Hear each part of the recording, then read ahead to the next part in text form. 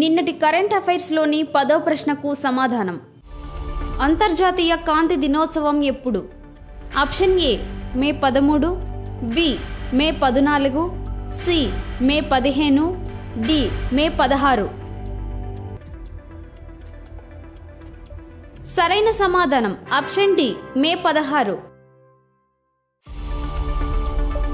అంతర్జాతీయ కాంతి దినోత్సవాన్ని ప్రతి సంవత్సరం మే 16న జరుపుకుంటారు.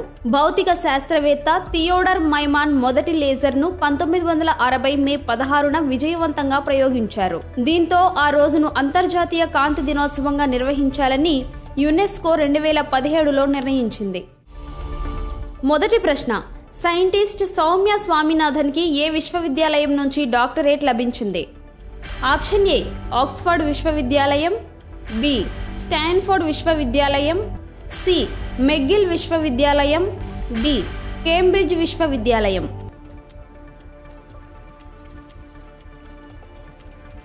సరైన సమాధానం ఆప్షన్ సి మెగ్గిల్ విశ్వవిద్యాలయం.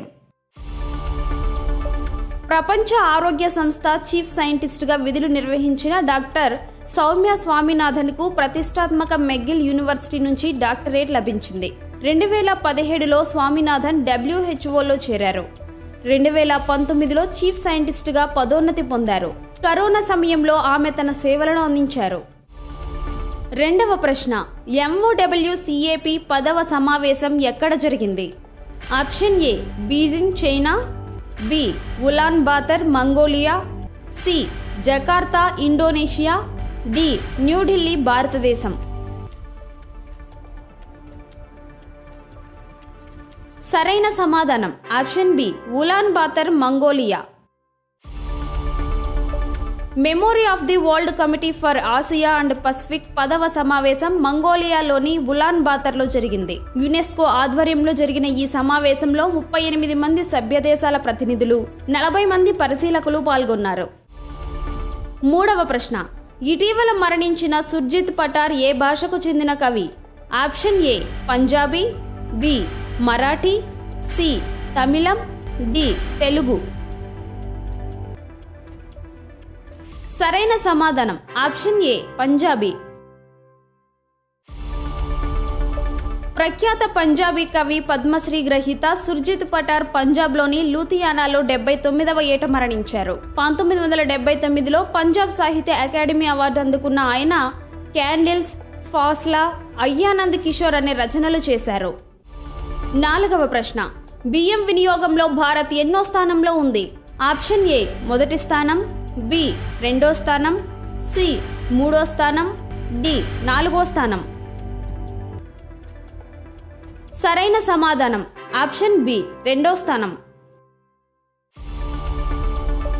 14,27,00,000 మెట్రిక్ టన్నుల బియ్యం వినియోగంతో చైనా ప్రపంచంలోనే అతిపెద్ద బియ్యం వినియోగదారుగా ఉంది. 9,73,50,000 మెట్రిక్ టన్నులతో భారత్ రెండో స్థానంలో ఉంది. ఆ తర్వాత స్థానాల్లో ఇండోనేషియా, బంగ్లాదేశ్, వియత్నాం దేశాలు ఉన్నాయి. ఐదవ ప్రశ్న, వరల్డ్ హైడ్రోజన్ సమ్మిట్ ఎగ్జిబిషన్ 2024 ఎక్కడ జరిగింది? Option A UK, B Russia, C France, D Netherland. సరైన సమాధానం option D Netherland. World hydrogen summit exhibition 2024 నెదర్లాండ్లోని రోటర్డామ్లో జరిగింది. మే 13 నుంచి 15 వరకు జరిగిన ఈ ఈవెంట్లో ప్రపంచవ్యాప్తంగా 15,000 మంది ప్రతినిధులు పాల్గొన్నారు. ఆరవ ప్రశ్న, 15 మెగావాట్ల తొలి ఫ్లోటింగ్ సోలార్ ప్లాంట్ను ఎక్కడ ఏర్పాటు చేయనున్నారు? Option A Chhattisgarh, B Maharashtra, C Mizoram, D Kerala. సరైన సమాధానం ఆప్షన్ ఏ ఛత్తీస్గఢ్. 15 మెగావాట్ల తొలి ఫ్లోటింగ్ సోలార్ ప్లాంట్ను ఛత్తీస్గఢ్ రాష్ట్రంలో ఏర్పాటు చేయనున్నారు. Steel authority of India limited, Bhilai steel ప్లాంట్లు ఈ ప్రాజెక్టును చేపట్టనున్నాయి. ఏడవ ప్రశ్న, PSU సమర్పణ అవార్డు విజేత ఎవరు? Option A Ashok Behra, B Yuzvendra Singh, C Hemant Katri, D Sunita Pandey. సరైన సమాధానం option C Hemant Katri. Hindustan shipyard limited chairman and managing director Hemant Katri PSU Samarpan అవార్డును గెలుచుకున్నారు. న్యూఢిల్లీలో జరిగిన ప్రతిష్టాత్మక వేడుకలో ఆయనకు ఈ గౌరవం లభించింది. 8వ ప్రశ్న.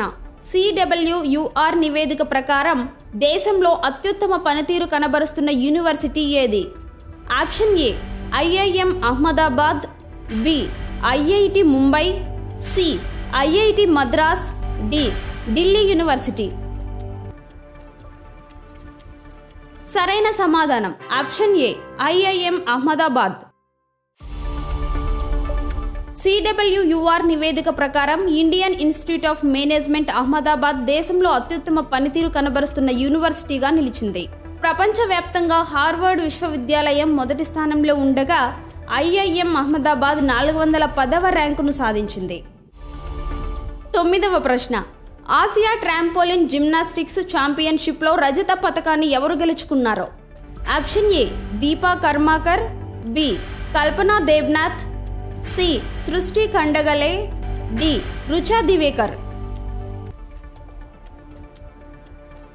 సరైన సమాధానం C Srishti Khandagale.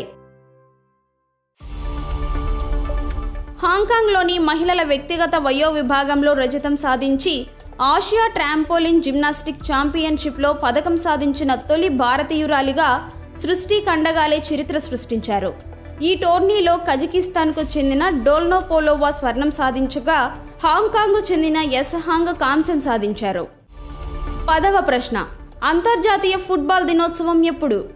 Option A May 16, B May 20, C May 22, D May 25.